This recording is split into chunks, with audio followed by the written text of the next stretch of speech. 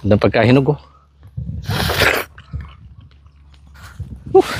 Galing naman po doon sa kubo ni tatay, doon sa kabilang lote. Andito naman po kami sa dragon fruit farm ni Utol. Nag-harvest daw sila noong nakaraang linggo. So titingin tayo kung yung mga natira pa po. Ayun oh. Kinain na ng daga. So lulubos-lubusin na ho natin itong experience ni Bayaw. Kapatid nga po ni Mrs. ang pagpunta dito sa bukid. Gusto din daw niya maranasan. Ayan, yan. Pwede na yan. Maranasan mag-pick ng dragon fruit. Okay. Ay, may kagat. Sige nga, tingnan mo. May kagat. Ayan no, kinakagatan po siya ng daga. Pero pwede pa yung kabilang side.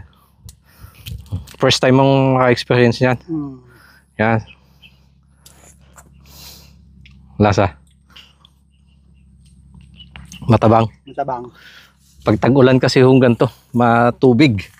Mayaman sa tubig. Kaya medyo matabang yung kanyang bunga. Pero pag tag-araw ho ito, kumpulan ng bunga nito at saka tamis. At saka yun nga lang oh, makikita nyo. Hindi tao yung kalaban nila dito. Mga daga. Ang daming kagat.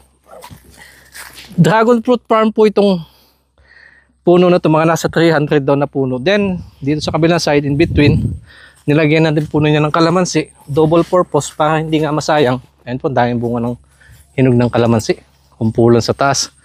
Para hindi masayang. Dahil nga ho yung mga farmer ngayon, mga magsasaka, medyo tinatamad na nga po. Although, nagtatanim pa rin naman. Sabit. Ng palay, ayan o. Sa kay Utol yan. Nagtatanim pa rin po sila ng palay. Pero, unti-unti na ho silang nag-switch sa mga gantong klase ng farming. Yung isang taniman lang, less yung pagod, at saka less yung gastos. Ang haba. Ako naman ang titingin. Ito. Walang kagat. Grabe. Purple ng pagkanyang ng pagkahinog oh.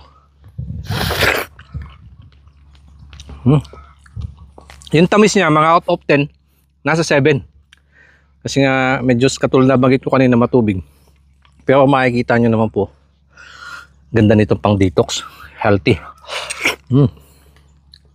Sarap, pantanggal uhaw. Nawiling mamitas ho ng mga prutas. Etong dragon fruit madami ho sa bahay kasi nga nag-harvest sila noong nakaraang linggo. Itong kalamansi wala.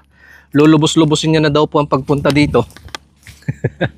Magdadala daw ho siya ng kahit anong mga pwedeng maiuwi. Sige, kahit mga kalahating saong kalamansi, makapitas ka dyan, sa ibenta mo doon. Magkano bang kalamansi ngayon? Ibenta mo ng mga 51 kilo. Di ayos na. Sa dami ho niya, no? Ilang puno ng kalamansi yan. Dahil bunga. O di, bawi na sa pamasahe. Pangoro. Pangoro.